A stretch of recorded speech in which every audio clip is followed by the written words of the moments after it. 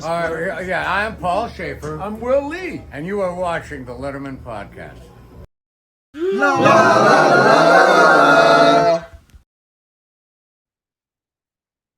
Welcome once again to the Letterman Podcast. My name is Mike Chisholm. I am excited to host this show. I am excited for the guests that we have on here, and today is certainly no exception. The guy that we have on here is a guy by the name of Matt Larkin. Now, Matt is a successful. He's had a successful career in television, all sorts of cool stuff. All right, it started with David Letterman. It started in the late years of the Late Show, and he came on board. He was an intern, became a page, and then as things were at a crossroads for him, he moved over into he always wanted to be in television, and working for Tosh, working for George Lopez, and then working getting into the production side of TV, reality cooking shows and things like that, like Top Chef. I told my wife that I got a guy who was a producer for Top Chef, and she was just like, her mind melted. She loves that stuff so much. But when I asked Matt if you'd be willing to come on the show here and talk about his love or his experience working for Letterman, I said to him, I said, okay, you've done all this stuff in TV. Was your time at Letterman one that you would consider a highlight of your career? And he messaged back immediately saying that it was one of the best times of his life. And okay, perfect. Let's talk about that. And boy, do we ever. Lots of stories, lots of insight from inside the office building and the theater of the Ed Sullivan Theater. All sorts of very cool stories from Matt. I appreciate him like crazy. So ladies and gentlemen, please welcome to the Letterman Podcast, Matt Larkin. Matt, I got to tell you, when I got one of my favorite parts of the week is when I was going back and forth with you, and you were like, okay, maybe I'll come on, maybe I'm not sure yet. And I said, well, okay, did you enjoy your time there?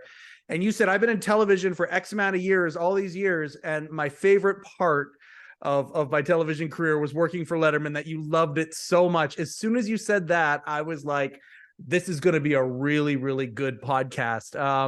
I love that you're all the things that you've done in TV. I want to talk about that, but that you have this special place in your heart for this. You grew up watching Dave just like so many of us, right?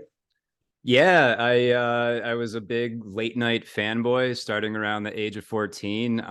If you want to hear my origin story. Absolutely. It's a pretty good one. I remember the summer of 2000. I was 14 years old, and the show Survivor premiered on CBS. And my family and I were a huge fan and immediately hooked, like most of the country was. Yep. And I don't know if you remember, but in some sort of corporate synergy or a way to get viewers to tune into Dave, they would have on the previous night's cast off on the next night's Letterman show. Yes. And so that was what hooked me. I wanted to see the previous night's cast off, not really knowing anything about Dave or the show, but figured out, at that point I was old enough to kind of stay up a bit later. And I remember tuning in and then just instantly being hooked by this acerbic wit of David Letterman, and how he wouldn't even have them onto the couch or in the chair. He would keep them off to the side and just roast them for like 3 minutes. And I thought it was the greatest thing I'd ever seen. And from that point forward, yeah, I was just a huge Letterman late night fanboy. And then, started watching routinely. I put a television in my bedroom so that I could watch late at night, and was just hooked by the comedy and the guests and the musical guests. I mean, it all spoke to me, the New York of it all. I grew up in upstate New York, and so I always felt a connection to the city. And then, yeah, just seeing how he would incorporate his staffers in always really appealed to me, and the interns. Yep. So yeah, as soon as I had the opportunity, I wanted to apply, and I always knew I wanted to work in television, but that show really spoke to me. There's a gentleman who worked for CBS for almost 50 years by the name of George Schweitzer. He was in charge of marketing. He listening to the story about Survivor and how That's how you got in that synergy you're talking about. I'm going to send him that clip and he will grin from ear to ear. I promise you that.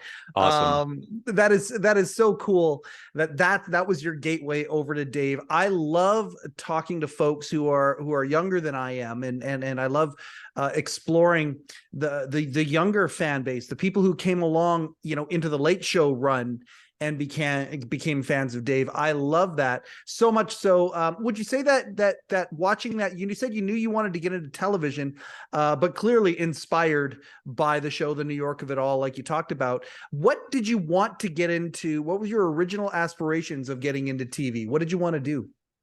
Yeah, I mean, it was really anything. I remember I grew up watching Seinfeld with my parents every week, and they would do kind of I think season 4, the show within a show, where they shoot the pilot and a lot of the production that went into that. I remember also the year 2000, SNL did its 25th anniversary show. Wow. And showed a lot of the behind the scenes and broke the fourth wall a lot. And I was just consumed with what this production was and what it was to put on a show. So it was kind of, I guess, producing was always something I aspired to do. And then eventually writing as well, as I became more and more of a comedy nerd and got more into stand-up. And I loved Conan and worshipped him as just a comedy writer and performer. So yeah, it was kind of a combination of the producing and writing. And there was a producer at Letterman named Matt Roberts, who I really respected, and he was great to me with advice and mentoring.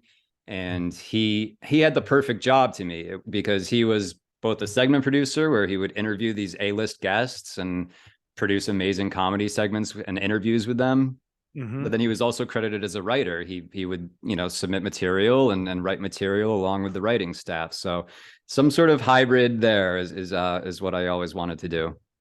Matt is a guy that I was just at an event in New York, and there was a whole bunch of Letterman people there, and Matt was there, and I chickened out. I wanted to go and introduce myself to him, but and it's so ridiculous, these little games that we play in our head, because if I know for a fact, by reputation, if there's one guy who would be an enthusiastic greeting and welcoming presence, it would be him. But I chickened out. But he's a dream guest that we have for this show. Obviously, I'd love to have him on. I love that you were inspired by him and that he treated you well. When you talk about the idea of breaking the fourth wall, no wonder you would have gravitated to Letterman the moment you saw that. I mean, Letterman made stars out of so many guys and gals that worked for the union, that were production people of all different sorts, and like having Joe Grossman on here, for example, that to me, I was so thrilled to have him on. Obviously, as a writer and some of the things that he came up with, and we explored that.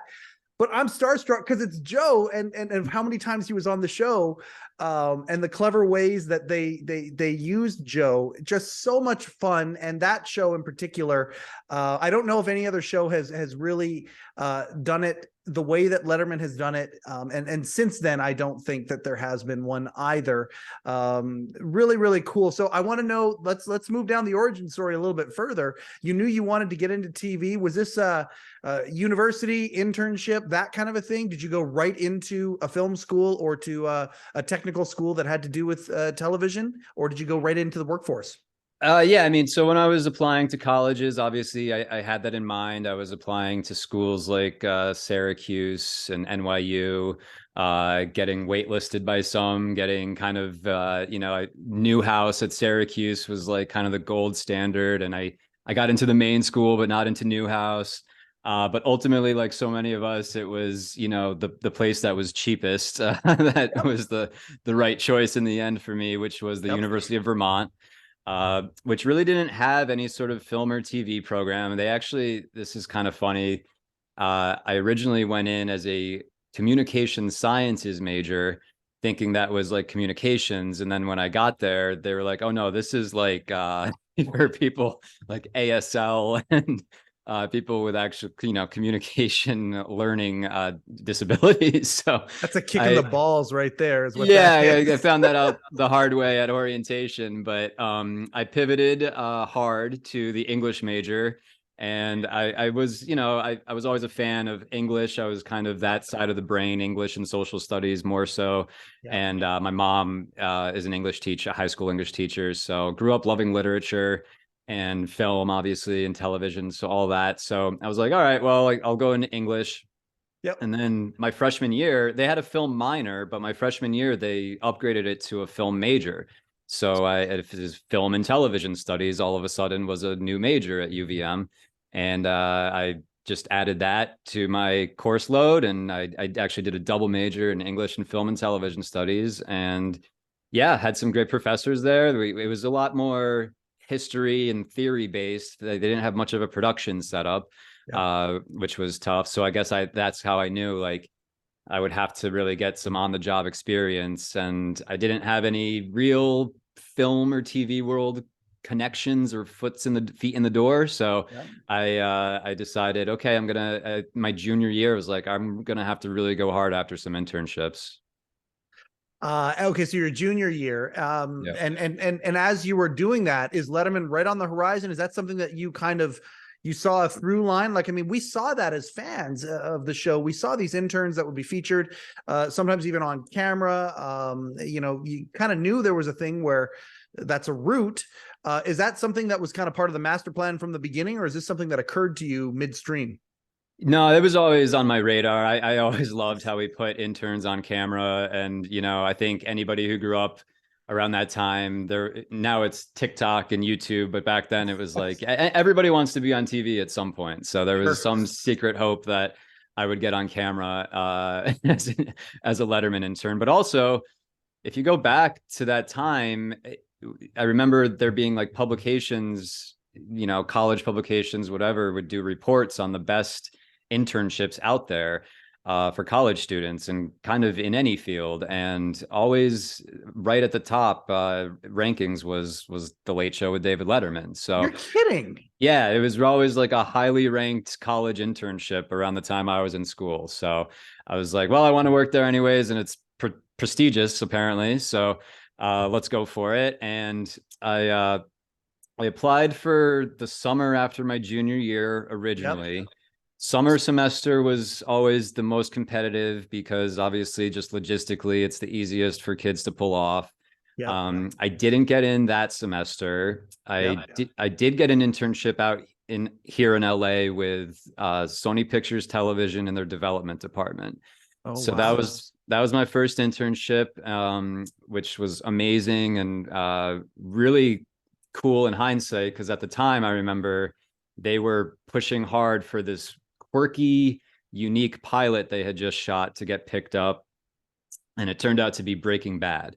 And so I was there kind of for the genesis of Breaking Bad and many other prestige TV shows. And so I gotta ask, I'm sorry, I gotta ask, what did you see when it came to Breaking Bad? What were some of the things that you got a chance to see? I mean, did you hear Jesse Pinkman say bitch? I mean, so by the time I was there that summer of 2007, they had already shot the pilot as part of pilot season. Yep. And so it was just a screener. They were like, hey, Matt, go watch all the pilot screeners and, type them up or, do coverage on them. So I watched it, and there was kind of this buzz about, oh, it's about a science teacher who decides to cook crystal meth. And like, there's a whole sequence where he's in his underwear for half the episode. And it was just like, everybody's mind was just kind of spun out by that. But I remember my desk was right outside the office of an executive named Chris Parnell, who now runs Sony Pictures Television. And I remember sitting outside of his office and kind of hearing these conversations with him on the network calls with AMC, begging for them to pick up this show, like just his belief in it and how he knows that there's magic here. And they seemed like they were kind of on the fence whether they were going to pick it up or not, but obviously they did, and it became one of the greatest shows ever. So it was cool to be in that world for all that. That is very cool. I mean, obviously that's got to be a crown jewel highlight of the things that you did coverage on. Any other notables? I just remember that at the time they had a show called Damages on FX that was it was great. I don't know how popular it was, but I really loved it, and it was great. I was also a big fan of the Boondocks, which they produced. and were producing at the time. So they were, I mean, Zach Van Amberg and Jamie Ehrlich, they run Apple TV now, and those are some heavy hitters and power players. So it was cool Oh, to be part of that. And then while I was and there, you're a 20-year-old, 19, 20, uh, like that. I'm 21 years old. Yeah. And Wow. I'm staying with my aunt and uncle who live here in LA, and I didn't have a car. They were schlepping me to and from the Culver Studios lot every day. God bless them. And it was, but that was how laser focused I was on, like, I need to make this happen. Yep. And if I want to pursue this dream. And the people I worked with there have gone on to do amazing things in television. So it was really great. Was there a job potentially waiting for you if you decided to kind of quit midstream and jump in? You hear stories about this kind of thing that sometimes happens. Was there a temptation ever to say, okay, you know what, let's jump in right now? Or did you know you were going back for your next year? Yeah, well, so I definitely, I think I could have gone back to Sony and started kind of on the assistant track and gone the development route. I think I did pretty well there and hit it off with all that whole team. But I so I guess just to recap how it all led to Letterman, I then applied for the fall semester while I was there. And I got a call for an interview. I was here in LA doing the Sony internship, and I had to fly back to the East Coast. My mom took me to Macy's and bought me a suit for my interview. Awesome. My dad drove me down to Letterman. It was probably like a June or July. It was so hot. I remember it being so hot. Had you And been to the Ed Sullivan Theater before? Yes, good question. I had gone down to the city. My mom took me down for my birthday, probably about a year and a half before. And I was one of the rubes walking through Times Square who got recruited by what I later found out was a page, just desperately trying to get people to come to the show and hand out tickets, and which is a job I later did. Yeah. And so I got I got a ticket to the show. And I think we had my little brother with me. He wasn't old enough to go, so I had to go alone, but that was fine. It was a dream come true. Yep. And yeah, it was an amazing experience and taping. Okay, so you were somewhat familiar with the landscape. Yeah, a little bit, 53rd but Street as opposed to the Marquee, that kind of thing. yeah, for sure. But then, going up into the Ed Sullivan Theater office building is a whole different beast. And then that interview process to this day is the most intense interview I've ever had. I can't wait to go through it with you. Yeah. So who are the principals here? Was it I hear that many times it's you got a point person and then you end up going to other department heads and things like that and having multiple people. Is that the treatment you got? Yes, exactly. Yep. So the first person I met with was a woman named Janice Panino, who was the VP of Human Resources and ran the internship program. And amazing lady, was great to me for those years. And she so I had a kind of initial interview with her. Yep. And then, yes, to your point, then they run you through this car wash of probably 6 different departments and people that you're meeting with to they're all kind of deciding if they want you, do they want to fight for you if you get kind of through the process. And so, yeah, I met with all those departments: research, talent. There was an 11th floor production internship, a 12th floor production internship, writer's internship, which is probably the most coveted one. Yep. To work right in the writing department, music, and special human interest. Yeah. So yeah, I went through that. It was probably 3 hours that it took total, and they're just shuffling you along, and you're passing other candidates in the hall and kind of eyeing them up as you go along. So Do you remember any of the names of do you remember some of the people who interviewed you? Yeah, for sure. Did Ryan Shecky interview you? I did not interview with Shecky. Okay. Don't know that he got an intern. He was pretty much a one-man band. Yeah. From what I remember. But Ryan Williams was the human interest talent coordinator. I met with a woman named Jackie. I'm sorry, I'm blanking on her last name, but That's she okay. interviewed for talent. Yep. Kim Reynolds was Jerry Foley's assistant, so Yeah. she interviewed for 11th Floor production. I met with the research team who Ben Fertig was a researcher. I'm still in touch with him to this day. I've been friends with him, and let's see who else. Dawn Farina, I think, on the 14th floor for the writers. So yeah, they do a good job of cycling you through. And then from what I understand, it's, they decide however there are 8 interns that they're going to bring in, and then each department kind of has to fight over who they want out of that group. And I ended up in the talent department, so which I was pretty happy with. So let me ask you this. I mean, you do a phase of internship at Sony.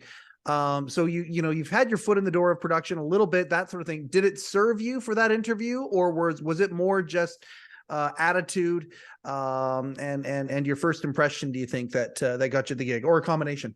No, I think having experience definitely served me, both in just getting the interview to begin with, and then getting through the interview process and getting the offer.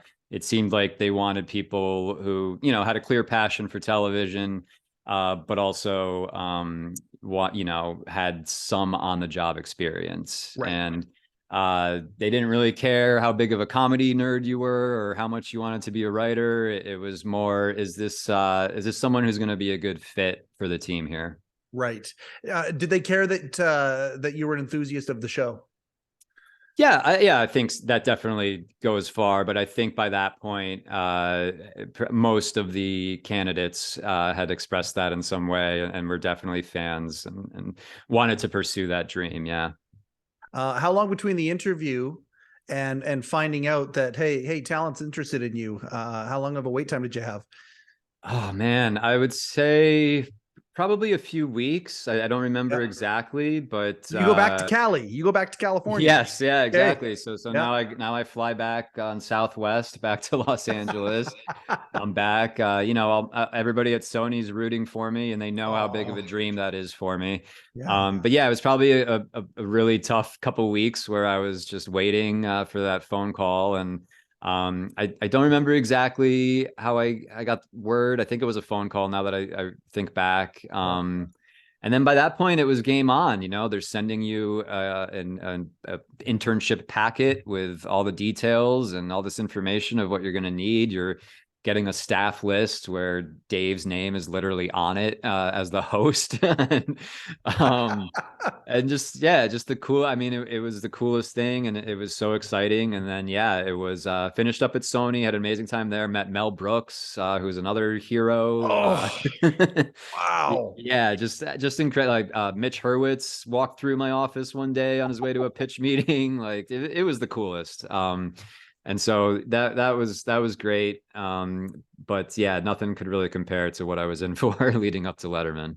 Oh, no kidding. You've done such a good job of setting the stage. Now you get the call, that it's going to be happening. Do you got to do a semester of school in between there and then you're going, or like? So I had finessed it so that by the time my senior year had rolled around, I had fulfilled all my requirements, all my course requirements, and that if I did have to go back to school, it was just going to be all elective courses, just for the to max out the credits. But I figured out how I could finesse it so that I could get internship credit and just finish up my senior year that way. And so that's what I did. It was a mix of the internships, and then had to do a couple online courses, which we had even back then. And never went back to Burlington, Vermont for my senior year. But I was already off and running. I was like, I've been in LA, I've been in New York. There's no way I can go back at this point. So yeah, that's fantastic. I love to hear that. yeah. So, preparing to, time to go to New York. Even back then, Frank sang about it decades ago. If I can make it there, I can make it anywhere. What part of the city did you live? What was it like? Was it student loans that got you there? Were you borrowing, and stealing? How was settling into the city, and how did that work for you? Yeah, so they at some point along the way that summer they had connected us with the rest of the interns for that class, and Yep. so I connected with the writer's intern, a guy named George Anagnostakos, and the research intern, one of the research interns, a guy named Doug Brady. Yeah. And we decided, hey, let's try and find housing together in the middle of Manhattan, which is easier said than done. We started out. We found this place on the Upper West Side that was amazing, and I don't know how we landed it, but we did. But before we could move in there, we had a couple weeks at the show that we needed to kind of close the gap with. So we were all cramped into this very tiny apartment on the Upper East Side. Yep. That again, I guess we found things through Craigslist back then, so that was the way. And then my parents were amazing with supporting me with the rent, and I had some, scholarship money and kind of student loan money coming my way, that since I wasn't using it for actual board and course load at college, I was able to put towards that. But it was three guys cramped into, actually, in hindsight, it was actually a pretty big apartment for New York. So we had a little roof kind of terrace area. That's awesome. Yeah, I miss that place a lot. I can't imagine what it rents for now. Yeah. It's, I think you talk about living upstate. I'm Western Canada. And I mean, I just, the pull of New York, the magnet that is New York.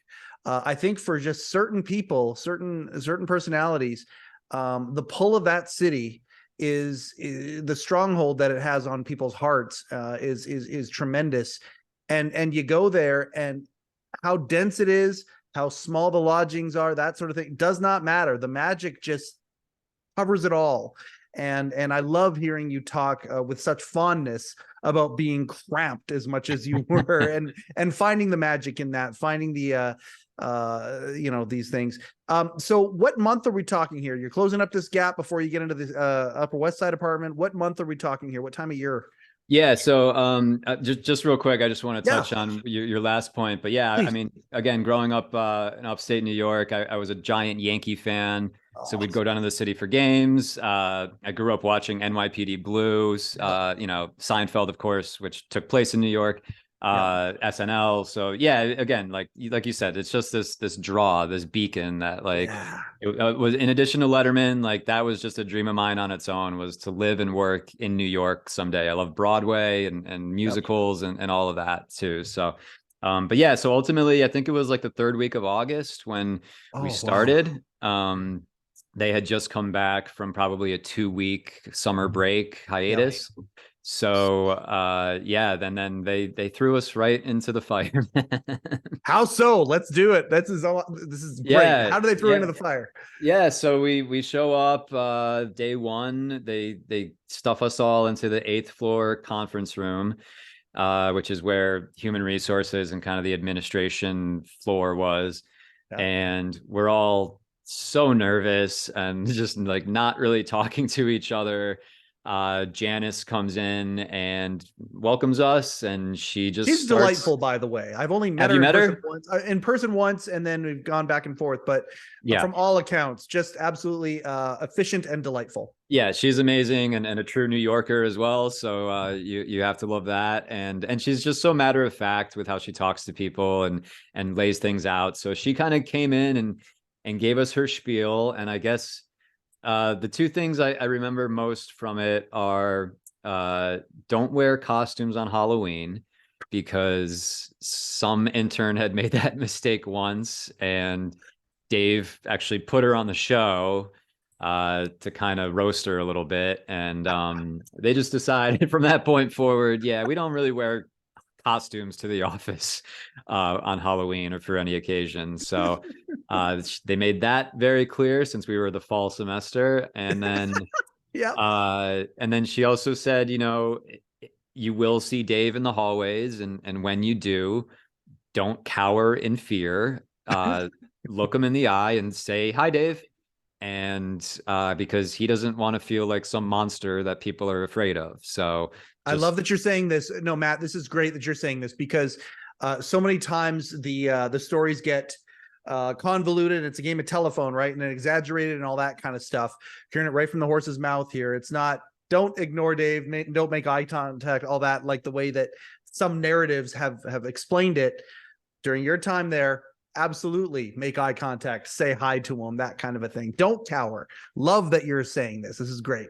Yeah, and I have worked on studio lots out here in LA where you hear the opposite. It's don't make eye contact with them. People have been fired for making eye contact with certain daytime talk show hosts who I won't name. But yeah, it was the opposite there. It was they was obviously with a caveat of like, don't corner him and Sure. try to engage him in conversation. But yeah, definitely just give him a cheery hi Dave and move on your way. And so that was really cool to hear as you're starting out. I was talking to Grossman not too long ago, and he told a story about how he got trapped in a stairwell and Dave was there and he didn't know what to do, that kind of a thing. There was that nervous thing. And I said to him, I live vicariously through stories like this. When I would hear these, even if it was conflicting, whatever, as you're talking about it, back in the day, I was like, okay, if I was an intern there and I was crossing paths with Letterman in the hall. I'm such a weirdo. But in my teenage years, I was like, no, I know exactly what I would do. I'd be walking by him and I would just put my hand up for a high five. And if he did it or didn't do it, it wouldn't matter. That would just be a great moment. That's what I would do. I love that you're telling that you're talking about this, because I've heard this from other people, but there have been books written where they talk about how it's the opposite, how at one point Dave had to actually, I don't know if it was Janice or not. If I have her on the show, I'm going to ask her. At one point, somebody was told, hey, tell the staff to say hi to me. Please tell them not to cower. And I wonder if this might be, after that incident or whatever that caused that. It's great that she actually said to you, don't let that happen. So you're in this meeting, getting assaulted with all of this information at once. Excited the entire time. Like, are you on pins and needles, or is it fear? Is it numb? What's going through your mind? Yeah, I mean, it's everything. It's a dream come true. I'm in the Letterman offices about to do this internship I've dreamed of doing. So definitely excitement, but also so nervous. And, again, they shove you in there with 10 other people you've never met before, and you're going to be working with very closely, very long hours for the next several months. And so somebody broke the ice at some point, and we kind of started to chat and get to know each other, which was great. But then eventually they sent us on our way to our different departments. And what was cool was the previous semester's interns, some of them would come back to actually train us. So now they're showing us the ropes within our departments of the day-to-day and what you have to do. And your talent, that's where you ended up at first. Yeah, which I think is also a very coveted department, because the guests are a big part of the show, and obviously Dave would get the A-list guests, and so it was a very intense department, but also one I was really proud to be a part of. Is this where segment producers would have been under that umbrella as well? And that's okay. Yeah. It was a combination of talent bookers and segment producers, some of whom did both jobs. So, Matt Roberts was down at the end of the hall. Sheila Rogers ran the talent department. She's almost number one. Like, my list of people, I'm a huge music fan. Yeah. So Sheila is actually like I almost want her as much as I want Dave on the show. Like, she is so impressive in what she's in her music knowledge and the shaping of that show and the music acts that were booked. I secretly want to do a second podcast called Live on Letterman that just focuses on the music. And like, I'd love to have her as a co-host. Like her brain is so impressive to me, and I really appreciate Sheila. So glad you mentioned her name. Yeah, yeah. And, for a hipster like myself at that time, they were just having all the best indie bands on. And that was a great era for indie music. And Dave's obviously a big fan of rock and rock music. So, yeah, that was also a cool reason to be there at that time. Yep. Brian Tedda was there. He's now Yes. the executive producer of The View. Yep. He did a lot of the sports guests and also a lot of the big names as well. Maria Pope was another Of course. one. Oh my gosh. Yeah, Sarah Billington was kind of the TV guest booker. She was great to us. Yeah, up and down, everybody was really great, but it was also a department where you had to be on your game. Like, and I guess the best way I can to illustrate that for you is the phones on the 11th floor. I don't know if you've heard about the phones. A little bit. Yeah, so especially on the 11th floor, I guess you've had Art on, right? From A couple of times. Yeah. yeah. Yeah. So the 11th floor phones, that was kind of what was drilled into us as talent interns. All the interns would have to kind of do that at some point, but it was drilled into us that first day, like, you better get good at answering the phones and you better do it right. And if you do, you'll stand out. And if you don't, you'll get pulled off the phones and it's not the best look. So that was something I was like, all right, I know that I need to get good at answering these phones. And some may think like, oh, it's just answering a phone. What's the big deal? But first impression, right? Yeah, first impression. And also it was a massive switchboard of everybody on that floor. And so what would happen and we were trained and everything by Becky Hagedorn was the 11th floor receptionist. So she trained us and walked us all through it. But it was you would have 3 or 4 calls coming in at the same time. And what you would have to do is within literally 1 second prioritize those 4 calls based on the importance of the person receiving the call. So so let's say 3 calls are coming in, you'd have to go late show, please hold, late show, please hold, late show, and then take the most important call, which was probably like Martin Short calling Maria Pope or something like that, which actually happened. So, or, whoever that night's guest was calling in for their pre-interview. We don't want to leave Steve Martin or whoever on hold or have their call drop. So it was this whole system. And I like to think I'm quick on my feet and can think like that in the moment. So I mastered the phones. I'm proud to say. And during that time, I mean, I'm certain that if you're getting 3 or 4 at a time, you kind of don't have even time to process, who it is that might be calling. There must have been other times though where you could process it. Okay, Steve Martin Short from Maria Pope, great. Any other notables as we're talking about the phones here? Any other notables that came in that were kind of fun for you? Yeah, the other one I thought of for you, it was actually a hiatus week. So I later on I was a page and I would cover the phones during hiatus weeks. They would pay me like a PA rate to come in and the office was dead. Nobody was calling in, but I would cover whoever the phones for whoever did call. And so that week I was actually covering the 12th floor phones for Art, and Mary Tyler Moore called. And Jesus, royalty. Oh my God. God. Exactly. And she called and she asked to speak to Dave because they obviously have a history together. And I had to explain we're on vacation right now, but I'm happy to take a message. And Mary Tyler Moore in her later years lived in this luxury condo building in Manhattan. And that condo building had a hawk that lived on some sort of pillar or something on the roof of the building. And it's actually a famous hawk. I think it just recently died. It was in the news and everything. But Mary Tyler Moore wanted to basically pitch a documentary to Dave about this hawk and its story. And so instead, I got to hear the pitch for this documentary from comedy legend Mary Tyler Moore. So Wow. And she was so lovely and warm and sweet, and we had a really lovely conversation. And I took the message and left it for Dave. And I think she ultimately did produce something about the Hawk. I don't think it was with Dave, but Right. yeah, that was a real passion of hers at that time. That is so cool. The fact that you Yeah. have this anecdote, Matt, is so it's great. And I appreciate you sharing it with all of us. This is fantastic. Yeah.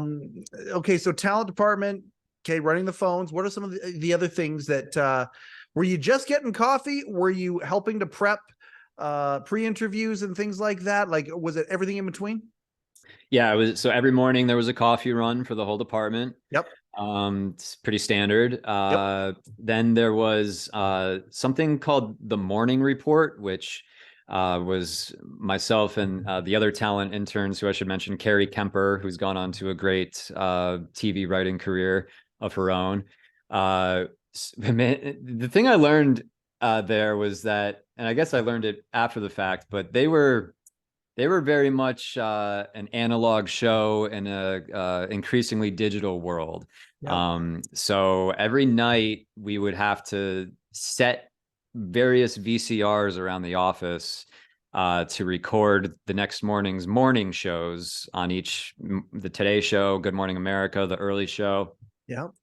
And then our first job of the day was to sit in Intern Alley, which was this basically storage closet where they shoved all the interns into. Yep. And we would kind of scrub through each morning show and create a list of all the chyrons or lower thirds headlines that were airing on the morning show. So Yep. and then we would distribute this massive packet with a bunch of other news stories all over the office. So every department got it. I really wonder how many people actually read it, but we did it nonetheless. Writers read it. Yeah, the writers certainly did it. A lot of writers definitely read it. Yep. Yeah, the writers read it. I know Ryan Williams, the human interest coordinator, he would always come back and want a tape of some human interest story to potentially book someone. So yeah, it was great for obviously topical comedy. Yep. And so but yeah, that was a big part of what we did. But I just remember, we had to run it on just so many sheets of paper at the photocopier. The photocopier would get jammed constantly. We'd have to fix the photocopier. So it was kind of a headache at times, but also just some good mindless intern work at the start of the day. So did you divide up the shows? Like, did you get Regis and Kathy Lee and so got the other ones, or was it a rotation? No, exactly. Yeah, I can't remember how we divvied it up, but I would take, 2 shows and Carrie would take the other one into the conference room and scrub through it there. And we would get it all down on paper for everybody. Your Sony job actually helped you out a little bit on that, doing coverage on these things. Oh yeah, no. And honestly, my big part of my producing career has been something we call hot sheets, which is just another name for the same thing, but it's basically a report at the end of a shooting day of everything that happened that you then send to the network. So there's a lot of paper, a lot of writing, but Yep. yeah, I was well suited for it. It all ties together. Yeah. Okay, so that's a big part of your day right there. Yep. Then we move on throughout the day, and what are some of the other tasks? So then we would have to cover phones for lunch breaks for the receptionists. They would, call us in to cover the phones.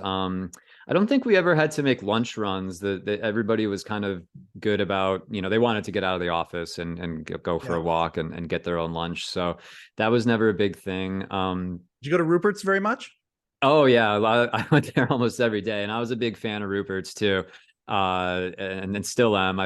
He was one of my favorite players on the show, and I would get a bacon, egg, and cheese, and some if it was the winter and I was kind of sick, I would always get a hot tea from there. So Rupert was always great to me, and his partner as well. Yeah. I know you've had him on quite a bit. Well, it's not only that. I'm going to say it right now because it's so weird to see the deli for sale and talking to Rupert. We have one sponsor here at the Letterman podcast, one sponsor only. It's Rupert G and the Hello Deli. There has never been a time where it's more important for folks. The mugs, the caps, the shirts, all that stuff. Rupert is still the only official place that you can get Late Show with David Letterman official merchandise and Rupert G merchandise. And that, I would even almost say the Rupert G merchandise might be eclipsing the Letterman stuff right now because it's for sale and there's stuff happening. And I'm not going to say what's happening, but go to hello-deli.com if you want to get any of this stuff. And for those in New York, like May just came back. I just saw her the other day, but not sure how long the place is going to be operational. So go back and do your pilgrimage. Hopefully they will have a little bit of a structure and there will be like a last month or something like that for people to go say hi, but go to hello-deli.com to get any Late Show with David Letterman merchandise or Rupert G Hello Deli merchandise. So there you go. Perfect organic way to throw them in here right now. No, happy to help plug Rupert and May and the Hello Deli. And I had a Hello Deli t-shirt somewhere along the way. And they were always really sweet to me. And I loved their food too. So yeah, the food is good and it's affordable. Like it's a really awesome little soup and sandwich shop. It's so it's so great. Absolutely. So you covered the phones for lunch for people. You went out, had your lunch, that sort of thing. Then the afternoon. Now we're getting closer to showtime. So then was the tension going up throughout the day as you got closer to showtime, or were you immune to that because of the repetitive nature of things?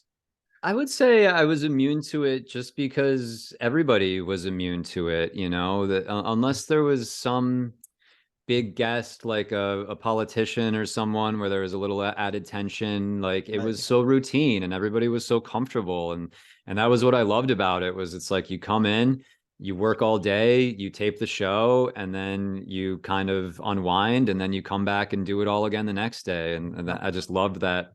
You know, we in the business we call it a strip show where it airs every night, but that was I just loved that routine of every night this is what we're doing. And so so then as the afternoon kind of came around, kind of the coolest perk or job we had as talent interns was to put together the gift bags for the guests. So awesome. What are we talking about? What went in those bags? Here we go. Yeah, I mean it was pretty standard Late Show merch, a couple t-shirts, a mug, a hat. You know, nothing too fancy for, you know, George Clooney or whoever, but that was what we gave them. And then, you know, the real perk of it was, I guess, as a way to have the interns, you know, get comfortable around A-list talent, we got to actually deliver it to the guests themselves in their dressing rooms. So outstanding. Yeah. So at the beginning of every week, Carrie and I would look at the upcoming guests and do kind of a fantasy draft of who each person would get to deliver the gift bag to, and pick our favorites. And and so that was the system we worked out. It worked really well. And you know where I'm going next. Who did I get to deliver? Who are some notables that Well, I mentioned him already. So George Clooney was, I mean, you walk into a room with George Clooney and how can you not just be like, oh my God. Like, cool as fuck. Yeah, just cool, and the charisma. And I remember that day we were throwing stuff off the roof, and so I walked in kind of as that bit was happening, and he was watching it happen from his dressing room. What better vantage point as it's flying past? And I'm like, hey, Mr. Clooney, just want to thank you for coming on. We have this for you. And I hand it to him, and he goes, "Oh, should I throw it out the window?" And, you know, classic Clooney delivery. That's a good Clooney. Yeah, thanks. So and I was just so starstruck, and you know, what a cool guy. I remember, again, giant Yankee fan, and right after he was fired by George Steinbrenner, we had Joe Torre on the show. And I remember that episode. Yeah. My God. So I got to deliver his gift bag. And I should mention another perk was that there was kind of this handshake agreement with the guests when they came on that they would autograph things for staff. And so we were included in on that. I probably abused that privilege a little bit, but hey, I had to take advantage of it. And Brian Teta was cool enough to get me a signed baseball by Joe Torre. It's been on I'm looking at it right now on my bookshelf. I've had it ever since. So he was kind of distracted at the time by whatever bit was airing, but Sure. He gave me a nice hello, and that was really cool. I have to say, some of the cooler, friendlier guests were the rappers, who you may not expect that from, because you might get intercepted by an entourage or their team or whomever, but T.I. was like one of the warmest people I've ever met. Oh, that's great. He like dapped me up and bro hugged me. Like, he was so appreciative. Just grateful. For his gift bag. And that was like the peak of his career too, or maybe just as he was blowing up, but he was really great. Will.i.am was really cool when we had him on. And so, I guess I will say Dr. Phil was maybe not the warmest person I've ever met, but that's okay.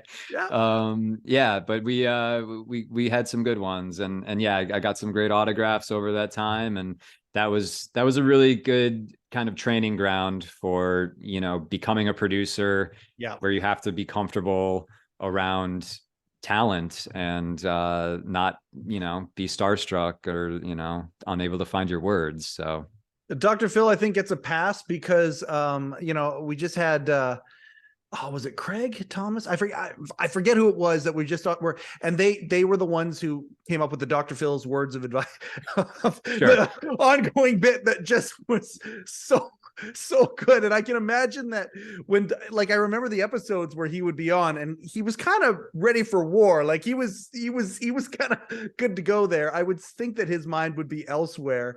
That is so charming. Love the idea that they are prepping you. They're giving you a life skill, as long as you can hack it. And I think most people would be able to. I'm certain there would be some that kind of got washed out because of that sort of skill, not being able to hack it. That's really neat that you were able to do that. Okay, so you made the gift bags. What would happen after? What would you be doing during showtime?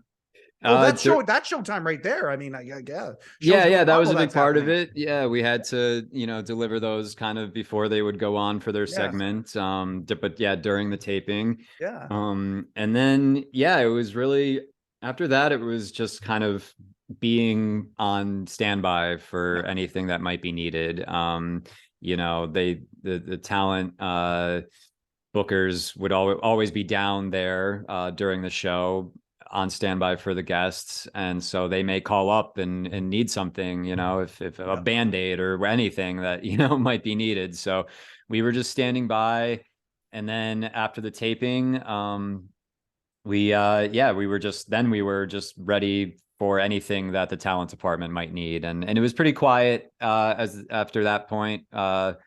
People started to go home, but it was we probably stayed in the office until 7:30, so a good hour or two past the taping, and just ready for anything that might be needed. So during the show, when you would have one of the guests be part of some business outside, I think of Serena Williams, with tennis balls outside, or a quarterback throwing footballs into a cab, things like that. If one of the talent, Bill Murray, all of his his entrances many times were very big. The Beastie Boys, when they came in and they were performing, that kind of a thing. Would you ever be called on to do something special because the talent or a guest was doing something special? Would you ever be assisting in that? Nothing really comes to mind. That was usually, we had a great team of comedy producers who worked directly with the writers to produce whatever that was. So, and then, again, that was maybe more of a production department intern responsibility. Gotcha. So that's not something I can say we ever really helped with. That wasn't you guys. That was different. Off the top of my mind. Yeah. Okay. Now, how long did you stay in talent? At the Late Show? Yeah. Well, was that your entire, because you ended up in audience as well, right? Yeah. Well, so I should also mention, so I was a talent intern. I was dedicated to talent for that whole semester, that whole internship. I should mention though that because it's relevant, the writers went on strike in the middle of our internship. Oh, you were there for, oh my gosh, you were there for Yes. that strike. Okay, Yeah. yeah. So that was the fall of 2007, Yeah. Oh my God. and having been in LA that summer, and someone who took an active interest in the entertainment industry, there were already rumblings that it was coming. Yep. And sure enough, yeah, the first week of November, the writers walked out. So Yeah. so our internship, the tapings were no more after November, and we ended up, I'm sure you remember, but Very much. Yep. Dave was great and paid the staff anyways, and we kept coming into the office and would kind of work on whatever projects you might be able to muster up if you're not taping a show. But there are only so many ways to reorganize a filing cabinet. So Yeah. And it's not like you can write new material and things like that. That's what the point is. Right? No, I remember Jeremy Weiner on the week that they were about to walk out. I was at the elevator bank with him, and he was like, "Don't you effing scab." As a joke, of course, but also serious. But yeah, there was no opportunity to scab anyways, because we went dark. The show went dark, and Dave was in full support of the writers. And we came into the office every day, but it was pretty bleak at the time, because we were for us as interns, all we wanted was to be there for the Thanksgiving show and the Christmas show, and what better place to be at that time of the holidays. But unfortunately we were deprived of that a little bit, but it was, historically it was looking back, it was kind of a cool time and cool to be a part of. We'd go picket. We would go meet up with the writers in Times Square. Did you grow a beard too? Did you try and grow a beard? I still am not able to grow a beard, so definitely was not able to back then. But we would go. Bill Sheft was the strike captain, so we would go and just kind of walk the picket line with them in support. And that was it was tough. I remember Brian Teta throwing out there, like, what's worse, the writer's strike or the baseball strike? And we would have a big debate over that, as baseball fans who could remember the baseball strike. So but at the end of the day, it was certainly a bonding experience. We played a lot of cards, a lot of card games got played, and we were constantly refreshing Nikki Fink deadline, just constantly refreshing Nikki Fink for any information we could get. So yeah, really, really interesting. And now it's come full circle with the writers on strike now, of course. So yeah. It's been fun to talk to some of the folks that I've developed kind of friendships with, and I've asked them about the difference between, like, I was at Steve Young's a couple of weeks ago, and we talked about this I was there for about 3 hours. We talked about it for 20 minutes. And the difference between that strike and the one going on now, and when they're able to go to different productions and disrupt production enough that they have to strike for the day, strike production for the day. I'm really grateful that right now, kind of on the eve of this AI and some of the things that are coming into play here, Craig Thomas came on and he did a really good job talking about this a couple of weeks ago.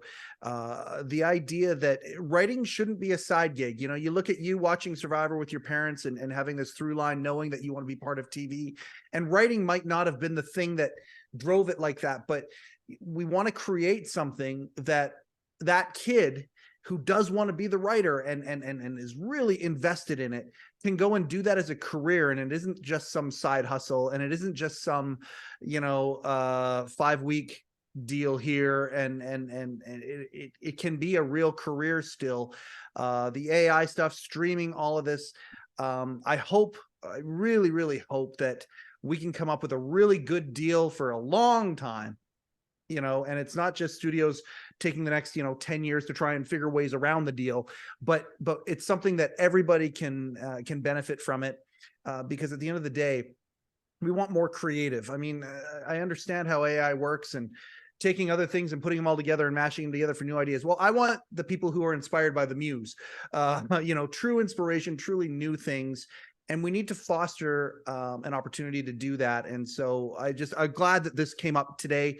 Just support the writers, and we want the writers to I know the Directors Guild, I believe, I think they signed on. But if SAG, there's a chance that SAG could go, right? And if that's the case, then we got to figure this out before everybody comes back. Am I right? You're an industry guy, so am I full of shit, or am I kind of No, you're absolutely right. The Directors Guild made a deal, which was kind of expected because they're not the type to strike and historically, so yeah. that was expected.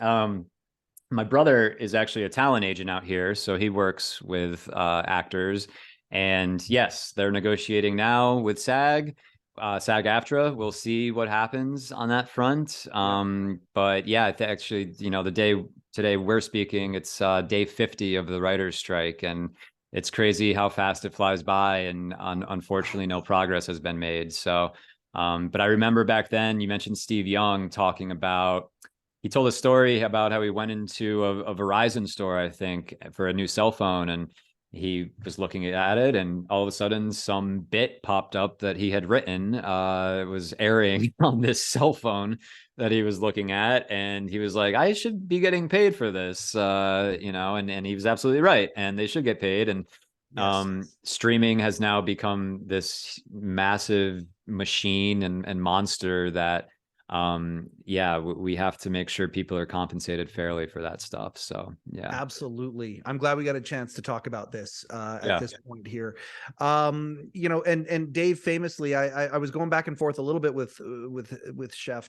I swear to God, I'm not trying to drop names. I really was doing this, and he talked about how when Dave made the deal separately, how good it was, because Dave could come on then and start hammering and actually how good it was as a thing. But back then, was it weird knowing that you guys kind of had this backdoor sort of deal done while others didn't have that? You guys came back earlier than everybody else.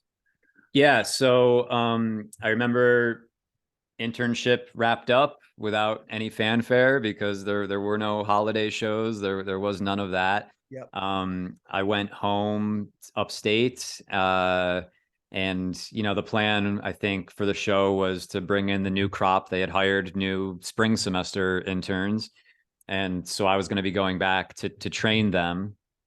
And over that holiday break, like December 28th or something, Deadline.com announced that Dave had made this interim deal that was going to allow us to come back. So yeah, there was some weirdness there, knowing that we were going to be the only show with writers, really the only project at all with writers, and that Conan and The Daily Show and everybody else was coming back writerless. So, but we were just so happy to come back and to have the writers back in the building and to be doing shows again.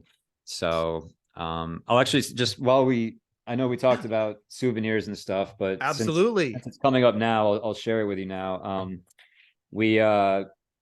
I kept the first script from our first show back after the writer's strike, and I'll show it to you here. So I had to censor it a bit because there's kind of a naughty photo on the front of, oh my God, all I want to know is what's under that.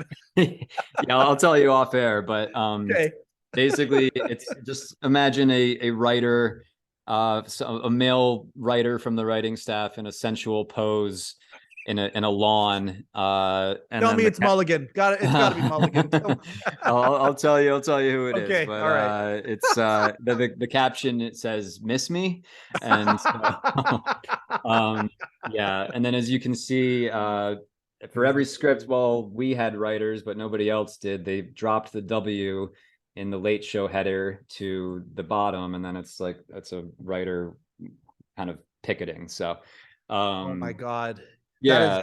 That is. And it's kind of a cool time capsule if you'll indulge me, because the rundown here it has the rundown at the beginning of every script was the show's rundown. So, it has obviously the monologue. Dave entered with 12 dancers with picket signs. Yeah. And then they would do desk pieces, and then our first guest back was the late great Robin Williams. Yeah. I guess they did a cold open, I should mention too, which was Senator Hillary Clinton, Yeah. written by the great Tom Ruprecht. Oh, And the line he wrote for her was, "For 8 long weeks, David Letterman has been off the air due to the writer's strike, but tonight he's back. Oh well, it was good while it lasted." perfect. Yep. And then let's see. So then they decided that even though we had our writers back, we would fill time with get to know your staff. So that was a segment we did where Dave would just bring on a staffer and interview them for the act 4 or whatever it was, act 6 actually. Lupe Fiasco was the musical guest, and then we taped 2 shows that day because, as you know, we would tape 2 shows on the first day of the week. And so we had Senator Clinton, Hillary Clinton in the first show. The first guest back in the second show was Donald Trump. Wow. Yep. And then more get to know your staff, and Shooter Jennings was the musical guest. So Oh my God, that's amazing. yeah, That would have been early. Oh my God, that would have been way early for Shooter. Yeah, pretty exciting day. Wow. There's a our long national nightmare is over joke somewhere around here, but we can't. I guess I can't nail it right now. Yeah, that is a hell of a way to come back. Yeah, it was, a lot of fanfare, and you had to, because every show was coming back, but we were the one with writers, and I think everybody was kind of looking to Dave now as sort of a guide, since he was able to strike that interim deal. You were there during a time where there are certain periods where Dave became more the statesman, more the leader. Of course, 9/11 being a huge example of that. But there are other examples throughout his tenure where he became the guy that people looked to. He became the guy that would say the thing that needed to be said through that sarcastic, wonderful filter that he had, the irreverent filter that he had. I think this is definitely an example of that. You got to see it firsthand. That's amazing. Knowing, though, you're an talent intern, there's a spring crop coming, you're going to be teaching them. Was there ever moments where it's like, shit, this ride might be coming to an end? Or did you kind of know already that there was some continuation afoot? Yeah, well, so I had it in my mind that since I felt like I had been deprived, right? Wasn't blaming anybody, but I felt like I had been deprived of no Darlene love for you. Yeah, no, and exactly. And I was a big fan of the Christmas show, and the Thanksgiving show was where they usually brought interns on camera and everything. So it was, I felt deprived of that half of the internship, and so I got it in my mind that I need to be a page. I need to go back. This is unfinished business for me. It was cool to go back and train the new crop of interns and come back and get a little taste of all that, but I pretty much insisted on an interview for the page program. Good for you. Yeah. I talked to Lee about that, and he talked about there's a lot of cool little adventures from being a page. That's a neat gig. And I'm certain you had fun doing it. It feels like you were present the entire time, based on your recollection of things. And that delights me beyond anything, because like I said, there were people from the other side of the continent who are living vicarious through you guys and gals. So, was it seamless? Basically your last day as an intern and then your first day as a page were, right beside each other?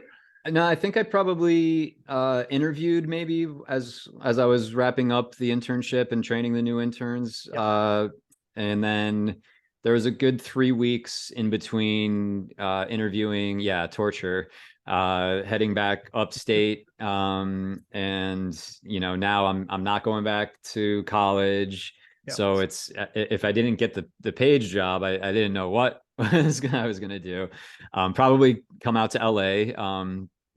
But yeah, again, had that dream still of working and living in New York, and knew my time at Letterman was not over yet. So thankfully they hired me in the page program. Yep. I was a terrible page. Let me just put that out there. I was not the best page.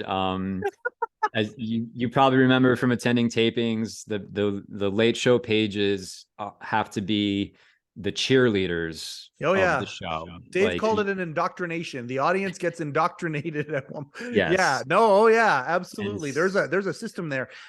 So were you direct under David K, or would it have been that it would have been Dave's department? Okay. well, yeah, David ran the department, and then Jennifer Ray was Yep. the page coordinator. Yep. And yeah, look, you as a page, you had to be perky and smiley, and you can probably tell I'm not really that type of person. I'm not the highest energy person, so I wasn't the best fit for it.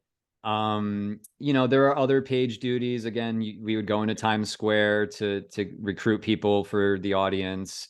I, always hit my quotas there, and relished that opportunity. I imagine that must have been an easy sell. Like, yeah, well, in the dead of winter, when there's nobody out and it's bitter cold or snowing, it could get pretty tough to hit your numbers. But yeah, of course, so many tourists coming through Times Square. We had to ask them a trivia question to show that they weren't totally, they had some knowledge of the show. Yep. And so yeah, there's would a whole anybody ever process. get on the, I apologize, Matt, would anybody ever get on the gold list from that? Like, would you ever run into somebody who was like a super fan and be like, yes, and answer not just that trivia question, but the enthusiasm, the way they were dressed would be like, okay, we want this person and we want them on a gold list? Would that ever happen? Yeah, I mean, yeah. So I guess it's a TV show, right? So Yes. it's a visual medium. You want things to look good. Yep. And you want things to look good for Dave too. Yep. So if you stumbled upon an attractive couple in their 20s or 30s who were well dressed, that was gold. That was who you wanted, because they would get seated right up front, to make things look good. And so yeah, we wanted them, and but we at a certain point we had to fill the theater too. So yeah, you didn't want a crazy stalker who knows everything about the show either. Oh, there you go. Yeah, that's true too. Yeah, you did. Yeah, okay. That's the flip side of it, I guess. And then in that case, you might ask them a really, really difficult trivia question that nobody would ever get. But for the most part, it was just like, hey, we need 50 people for the theater today. Like, can you go out to Times Square and find them? But yeah, that and that was a cool way to just meet people, and we'd be out in the middle of Times Square. There'd be people trying to fill comedy clubs, their audiences. The Scientologists were out there with us trying to recruit people. So never mind the Elmos. They're right, Elmos, the creepy Cookie Monsters, and everybody. So yeah, that it was one of the tougher parts of the page job, but a necessary one, and you got extra hours for it, so that was cool too. Oh, that's cool. By that point, I'm a nerd for the jackets. Like by that point, I guess you would have gotten one. You got them at Christmas time, right? Is that the? Yeah. So we did get one for my fall internship, which was kind of up in the air. Would we be getting the Christmas party was canceled because we weren't gonna do it without the writers, and but Dave was good about the jacket. So I'll show you the jacket I have here. This is from 2007. Oh, I love that one. Yeah, this is a good one. That's great, because and you must have loved that too, because it's got a little bit of a Yankee flair to it, a little bit. Yeah, baseball for sure. That's a great one. Very classic. And then I kept this too. This was the card that came with it, which was just a small envelope, and then it said "Season's greetings, Dave Letterman." I always loved that he signed it Dave Letterman. It's like we're on that basis, I guess. But yeah, and then I did get one the following year too. It's at my parents' house, but it just said pants on the breast. Oh yeah. for Worldwide Pants and a little more subdued. But yeah, I was a sucker for those crew jackets too. I wanted them so badly. I got 7 of them. You're preaching to the choir. I mean, Yeah, that was just the coolest gift at Christmas time. So yeah, that's yeah. fantastic. Okay, so how long did you stay at Page for, and any other adventures? Like, because you had a rotation, right, as to if you were going to actually be in the theater for tapings and things. Like how many tapings did you see? Oh, so You're there, the yeah, show's going, you're basically allowed to watch the show at that point. yeah, that was definitely the real perk of it, was we got to be inside for the tapings, because when Yeah. you're an intern or a staffer, you don't get to be in the theater for tapings. So yeah, there were What a different flip! positions. That changes the entire deal for you. Holy cow! Yeah, absolutely. I mean, yeah, because we all wanted to watch the show, and whether it was a stunt or a A-list guest or great musical act, whoever. So yeah, they would position us, and I guess for those who don't know, as Pages, we were also kind of the ushers for the theater. So leading people to the bathrooms, or seating people. So yeah, we would position ourselves throughout the theater and keep an eye on things, keep people off their cell phones, and keep people quiet if they were getting rowdy. And did you ever kick anybody, or did you have to bring Mike or Vinny over to stop some? Yeah, I don't think I ever had to kick anybody out, luckily. Perfect. But I was usually, again, as one of the lower energy Pages, I was usually positioned in the balcony. So I was already with the riffraff up there. So it was accepted by that point. But the position that we ultimately figured out I was best suited for was seating the main floor, as we loaded the audience. So which was basically just a giant 200-piece puzzle that you had to solve in a matter of like 3 minutes. So but I have a good mind for that sort of thing, and I was able, again, to like think really quickly, and I ended up really excelling at seating the main floor as a Page. So that was my bread and butter back then. So moments that you got a chance to see, whether it's musical, whether it's any iconic late show moments, things like that, there's got to be a bundle that you had a chance to see at that time period. Yeah, the one that I always think back to, because they all kind of blend together at a certain point, I'll be honest, taping after taping. But I can mention a few. One was a really magical moment between me and my friends, where for the Christmas show, Darlene Love, Jay Thomas, which I always loved too, rest in peace. Lone Ranger story, absolutely. Yeah. So for that show, on that day, all of my friends from high school happened to be making their way into the city to make their way upstate for Christmas. And so I was able to get most of them tickets, and then I think maybe Bill DeLace had to sneak a couple onto into the theater for me. I want to interview Chief so bad. That's awesome. Yeah. However we did it, it was a Christmas miracle. we all got inside, and then we all love Christmas, so it was just great to see Darlene perform, and then the snow coming down and the sax solo and everything. That was, and then I was on the main floor for that show as well, for once, and so I got to be there as well, and take it all in with them. So so that was great. And then another role I had at the show, I was a faxer or a freelance writer for the monologues. So that was a couple months into $75 checks there, Matt. I got some $75 checks.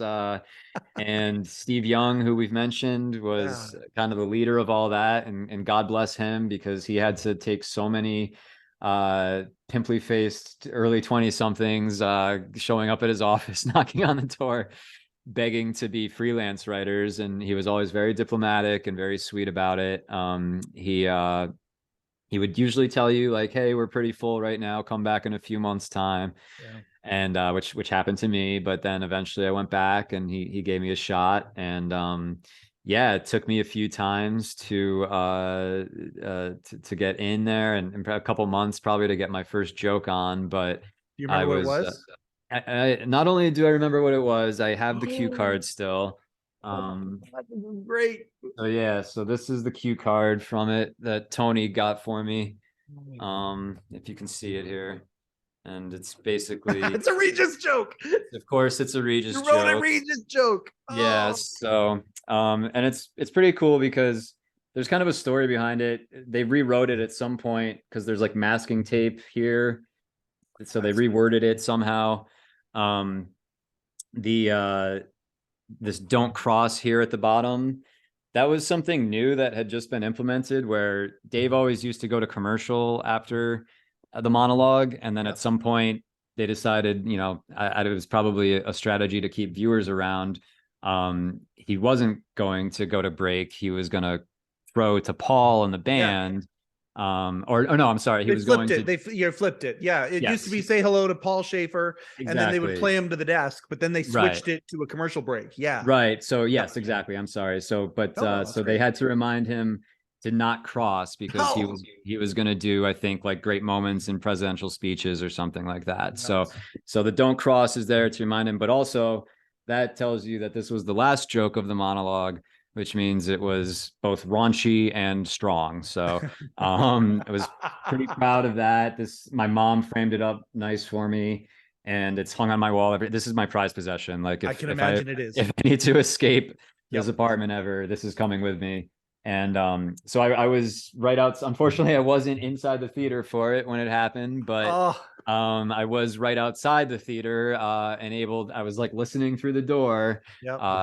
and was able to hear it. And I was like, I think that was my joke, and called upstairs to the people who had access to the monologue list and the initials of who was credited with each joke, and sure enough, it was mine. So, and my grandmother was a big fan of Regis as well, so it was all kind of perfect. So yeah, Do you have the clip? I don't have the clip, unfortunately. Yeah, I'd Oh, have no, to. no, no, no. Do you remember what date it was approximately?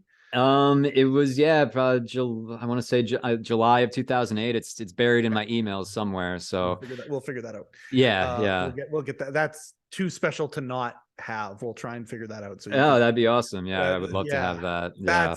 that's a beautiful, beautiful thing. Yeah. And it was And great. I mean, how go many ahead. did you Sorry. get on along? No, how many did you get on? Throughout your tenure being a freelancer like that. Probably, a couple dozen. It was pretty rare, unfortunately, but we the faxer list got heavier and heavier. Yeah. And God bless Steve Young for reading all those jokes over that time. About probably a year and a half later, they ended up being like, all right, this has gotten too bloated. Like, we need to cull this a little bit and Streamline the list. yeah, and cut a lot of us loose. But for that year and a half, I stayed up late every night and wrote up page of jokes and sent it in, and refined it in the morning or added any stories in the morning that I could. And it was just a real lesson in comedy. I mean, how can you beat that? Yeah.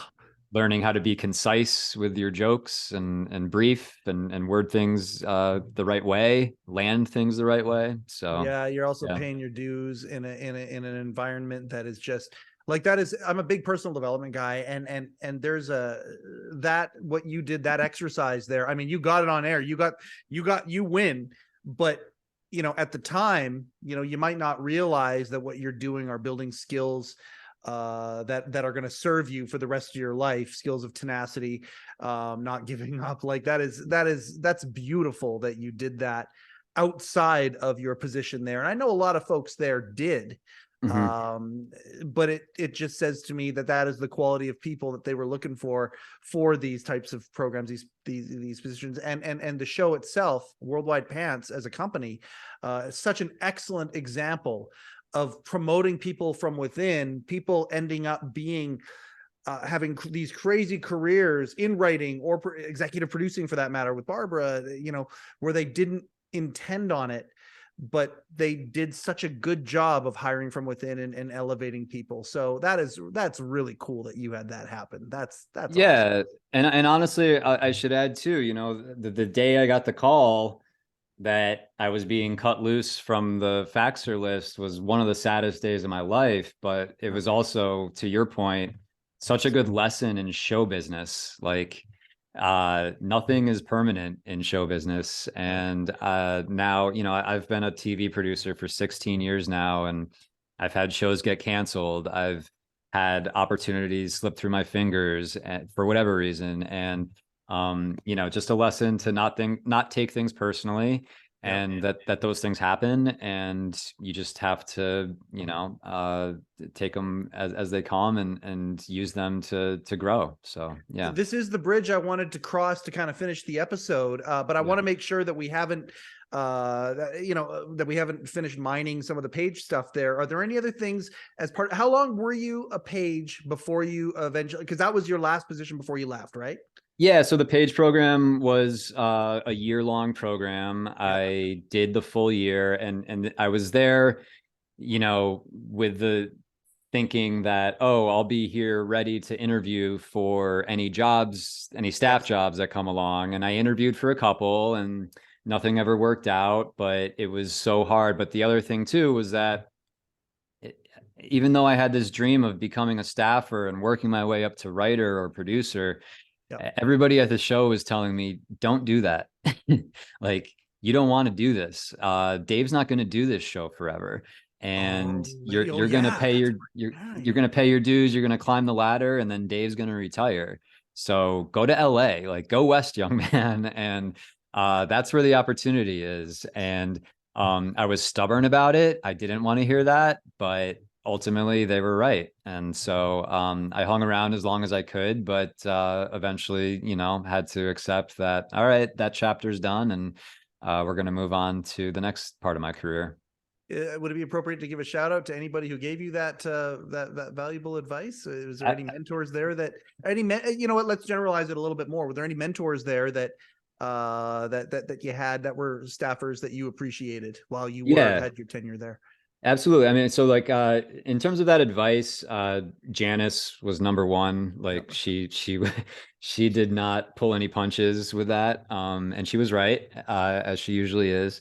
Paul Masella, I was really close with, who ran the mailroom, and he now is the head writer of the Tonight Show, as you know.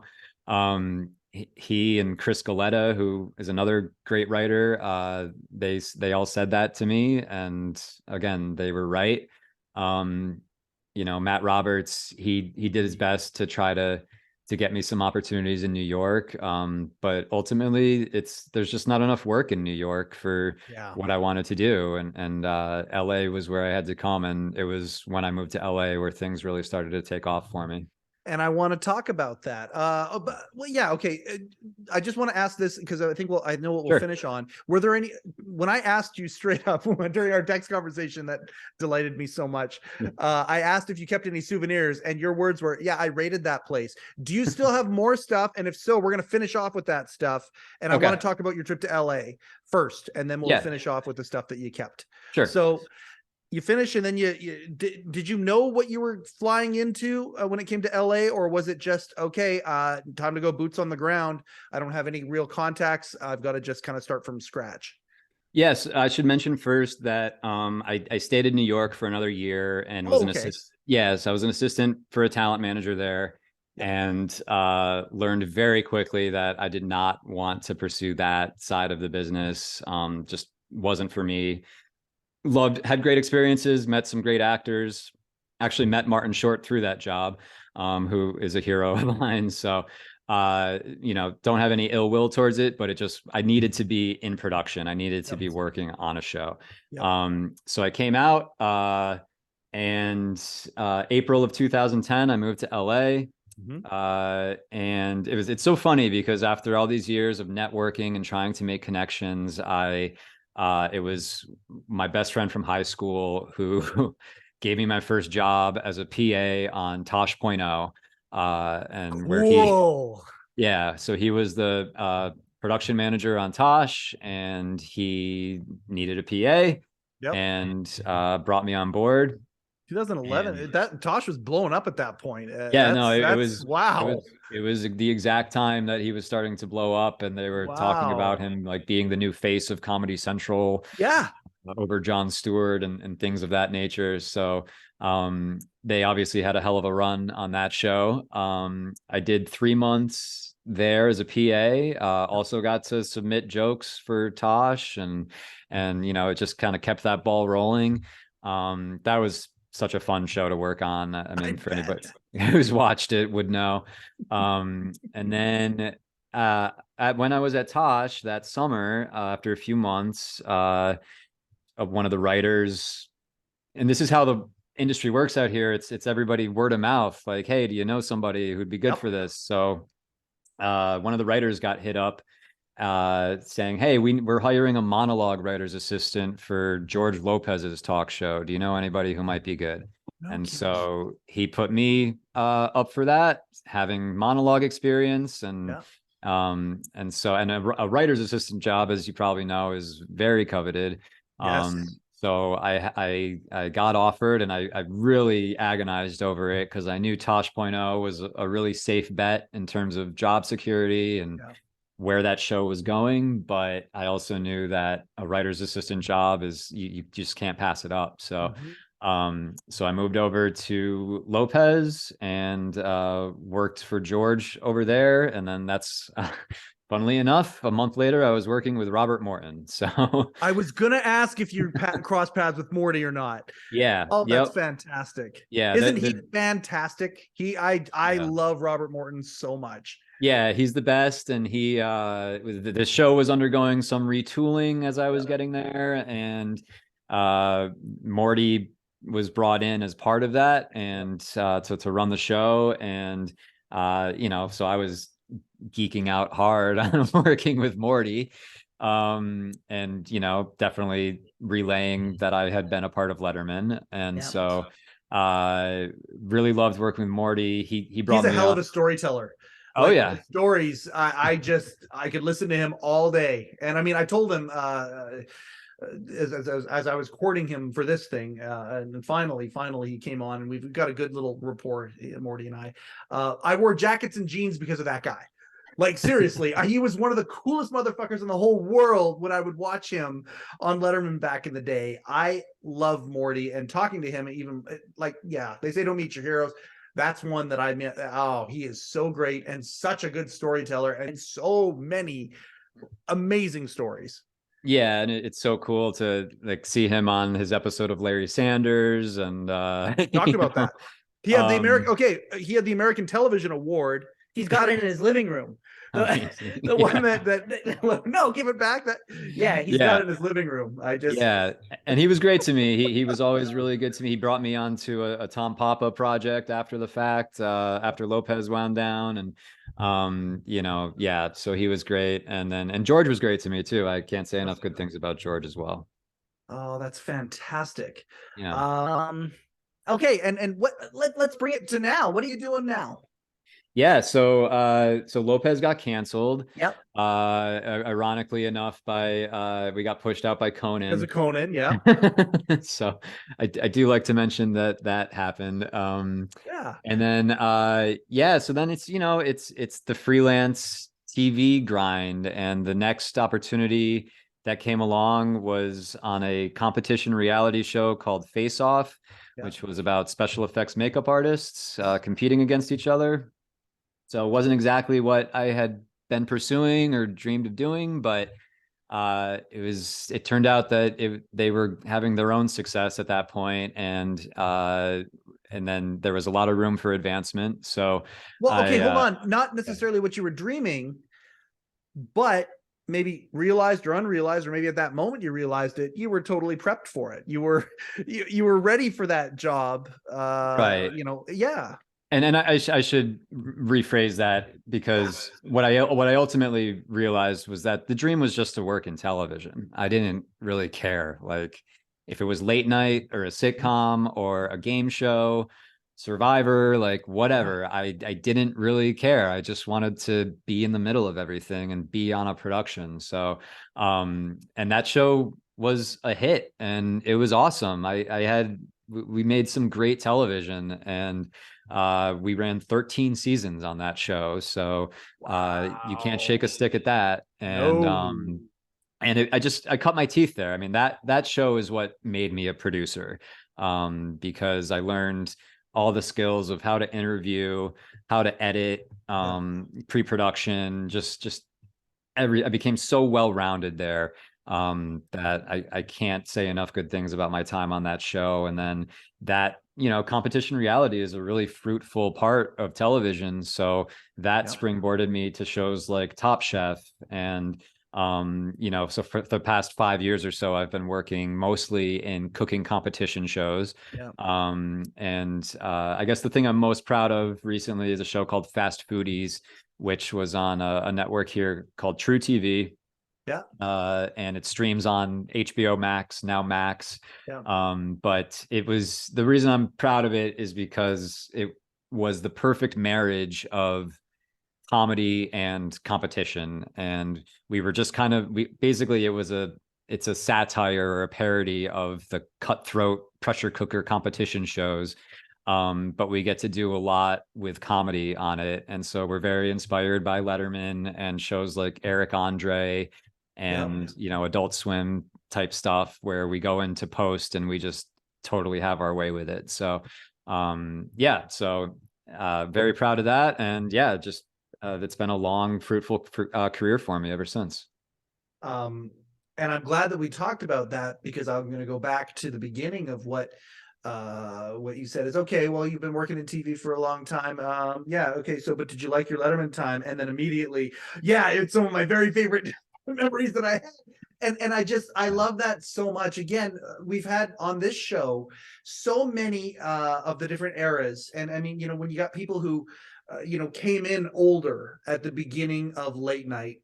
Mm-hmm. And then, you move, into folks who kind of cut their teeth in late night, and then they went off and did their own projects, were The Simpsons or some of the other places that folks went. Folks who came in midstream into late show or at the beginning of late show, I should say. Different eras, and from a baby boomer all the way down to millennials, who have been impacted somehow, some way in the orbit of what is David Letterman and company. I love talking to the younger folk who came into it at that point. It's so great to talk to you about this stuff. As we kind of bring it to the close here, you rated the joint. What are some of the other things that you took from the Ed Sullivan Theater? Well, I've shown most of them by this point, as they've kind of come up organically. This was my badge. Oh, you kept the badge. So many people keep the badge. Had to keep the badge. There's an intern one underneath this page one. So they just kind of plastered it right on top there. Fantastic. Let me see. I have excuse me one second. Yeah, no problem at all. I think you have a lot of these there, but this is one of the pencils. So I have one of those. And then, just a lot of autographs. There's a Bill Murray autograph there, Jerry Seinfeld autograph there. Got this is a Jay-Z autograph here. Wow. Big fan of his. So me too. I love the hip hop Letterman connection. And again, if we ever do this live on Letterman, there's going to be a whole bunch devoted to the idea of how connected Dave is to hip hop, how he gets, I don't know how he did it. We had Biff's kid on, Jamie Henderson, a couple weeks ago, and he's a huge hip hop fan. And we talked about it, kind of marveled at it, how Dave got this pass into the world of hip hop and how that world has embraced him the way that they have. So anyway, that's fantastic. So you met Jay-Z on the show. I didn't get to meet him, but I think my co-intern got that. But oh no, you know what it was? I got intercepted that was one where I did get intercepted by the entourage. So, but that's okay. I understood. And he was nice enough to sign that record for me. Fantastic. And then can I share one more quick story with you? You can share as many stories as you want, man. All right, we're good. We're into the good overtime right now. Okay, good. So this is not a direct Letterman souvenir, but this is an FDNY T-shirt, Ladder 8. And the story here is that during the writers' strike, there was nothing to do except for the occasional errand. And so one day the phone rang in Intern Alley. one of Dave's assistants, I picked it up. One of Dave's assistants called me up to the Dave cave, which was Dave's office. And she was like, hey, Dave was walking around Tribeca this morning and some firemen down there saw him and, shouted out hello to him. And he wants to send down some late show merch to them. So will you bring it down right there? So, right. So she's like, That's the Ghostbusters Firehouse, isn't it? Exactly right. So oh my God. So she's like, it's on the corner of Varick and Northmore. Yeah. So just go down there and drop this off to them. So I get down there. No sign of a fire truck or any firefighters at all. They're out on a call or something. But I realize that as I look through the window, there's the Ghostbusters sign is hanging in it. And I'm like, oh my God, this is the Ghostbusters house. And grew up with Ghostbusters as you probably did too. So giant fan. So I was like, oh my God, this is amazing. But I also am like, what do I do? They're not here. I can't just like leave it here on the doorstep for them. So I hung out. It probably took 30 or 45 minutes for me to see their fire engine coming around the corner a couple blocks away. And they're coming back. And as they pull in, I'm like, hey, I'm from the Late Show. Dave wanted to send you guys some t-shirts and stuff. And here they are. And they're like, oh, awesome. Thank you so much. Hey, we just went out and picked up stuff for lunch. You want to come up and eat with us? And so I had to make I had to make a quick decision because like if we had been in production, I don't think I would have been able to say yes. Right. And even still, I was like, I don't know, they might not like it if I don't come right back. But the writers were on strike and we weren't filming shows. So I was like, yeah, I'm going to come up and have lunch with these guys. So I got to hang out in the firehouse with Ladder 8. They cooked an amazing meal. I think like sausage and peppers. I ate and watched daytime TV with them. They gave me a tour of the whole house, where they sleep, where they hang out, everything. Couldn't have been nicer guys. And I have a lot of first responders in my family too. So that was really special to me. And then it was all, took a picture with one of the helmets on and everything. And then to cap it off, I couldn't help. I had to ask, is it cool if I slide down the pole? They were like, yeah, go for it. And there's a whole technique to sliding that you have to like propel yourself around it sort of. And really, I just kind of like ended up slowly creeping down. Yeah, a little kind of creep down it. But I mean, that's still one of my favorite stories. This t-shirt's another one of my prized possessions. Like, yes. I wear it all the time. And all because of David Letterman and the Late Show. So yeah. That is a fantastic one. Cool. The inertia of the pole, you couldn't quite get it, but one day. Right. Matt, I bugged you a little bit, and I'm so grateful that you succumbed to it. If succumb is a real word, you succumbed to it. Thank you so much for doing this. I hope I feel like this has been so much fun. Yeah. I appreciate this very, very, very much. And the whole reason we do this show is I have, for whatever odd reason, I'm compelled. I just had Tom Dreesen on again yesterday. And I mean, he is that guy for Frank Sinatra. He's the guy who, he's the flag bearer for that. I have a beautiful little granddaughter, and she is going to know everything about Letterman and what Letterman meant to the culture and all of that. I don't know why I'm compelled to do it, but I am. Every single one of these stories are fascinating to me. This has been so delightful. I just appreciate you so much. Anybody who has these little stories that of, that might have kind of fallen out of the, because they were only there for the folks who were there for 6 months. I want to hear their stories too, especially the ones who are attached to in their hearts and their minds the way that you are with yours. Congratulations on the career that you've had. And, I can't wait to follow what else is going to come from Matt Larkin in the next days to come and years to come in entertainment. But thank you very much for being part of this structure that so many of us find so dear to us. Matt, I just can't tell you how much I appreciate this. Oh, yeah. Thanks, Mike. It was an honor to come on and share these stories with you. So thanks for having me, man. Amazing. We'll say our goodbye privately. I'll hit the stop right now, but thank you so much, Matt Larkin, everybody. Thanks. Overcoat and underpants.